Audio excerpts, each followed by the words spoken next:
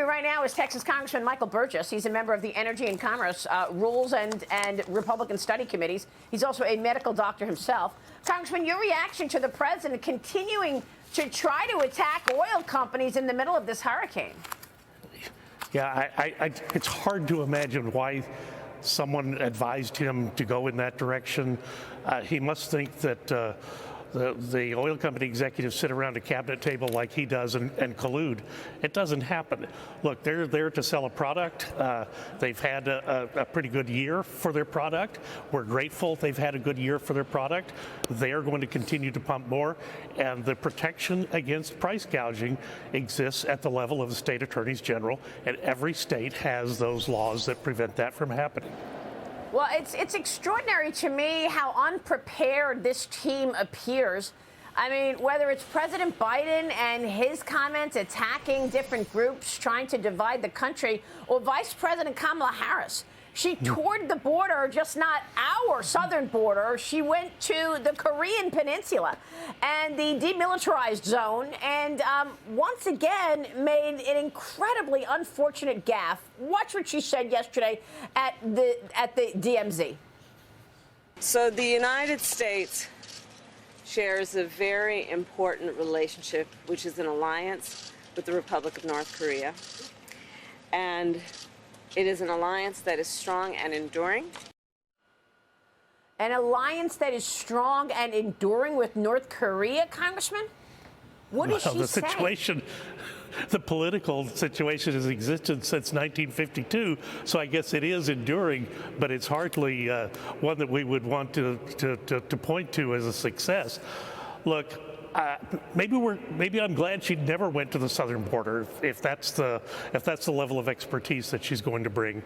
But you're right, the level of lack of preparedness. And look, I know you shouldn't blame your staff, but I do have to question where are the people who are supposed to be helping the people that we elected? Clearly, the people we elected weren't ready.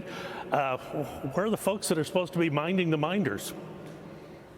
Dagan McDowell, you got to jump in here. I don't think I've ever seen a vice president as unprepared as Kamala Harris. And I don't say that with any glee, okay? This is a very dangerous situation that we are witnessing, as our adversaries are witnessing as well. Did they send her to the other side of the planet trying to get her out of sight? Because even that doesn't work. And the embarrassment seemed to follow her around the globe. And so I wanted to point out, too, with President Biden, the embarrassment back here at home. He talked about and castigated oil companies for the second day in a row. The oil companies don't have anything to do directly with the price of gasoline at a mom and pop shop, you know, in the path of a storm. 60% of gasoline stations in this country are owned by independent operators. And Joe Biden has to know that, but he never misses a chance to go after and target and vilify businesses.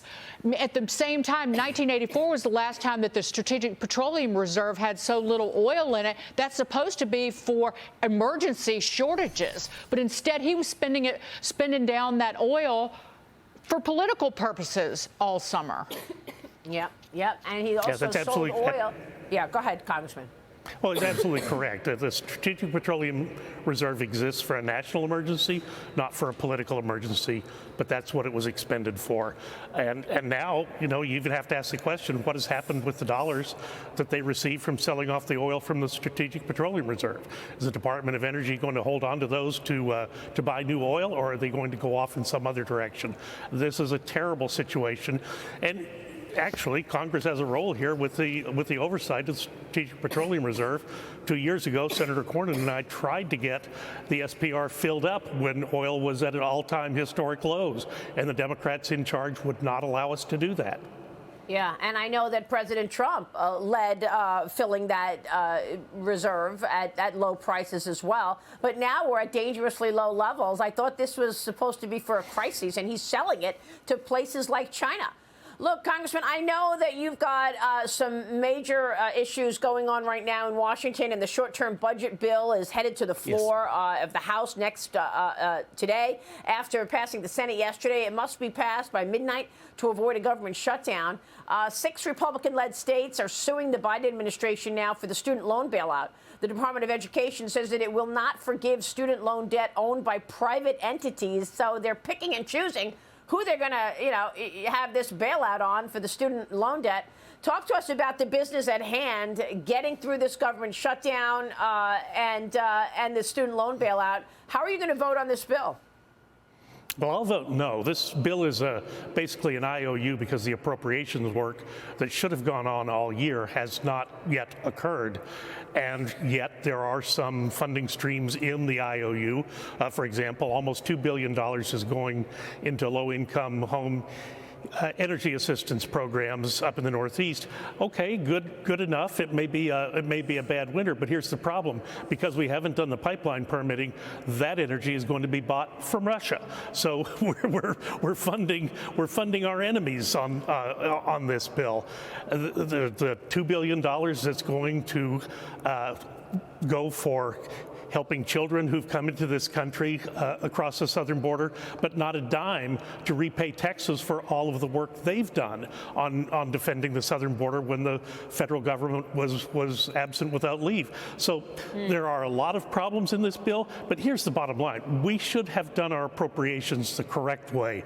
And if there is a political change, at least on the House side next year, my fervent hope is that we will do our appropriations work. We'll do it on time. We'll have the normal debates. We'll let members participate. We didn't even see the bill until 6 o'clock yesterday afternoon when we had it up in the Rules Committee. Right. Well, that's typical, I guess. That's been the case for some time now. They're sending you the bill with hours before they want you to sign it and vote on it. Correct. Congressman, thanks very much for being here and walking us through all of that. Michael Burgess is in D.C. this morning. Stay with us. We'll be right back.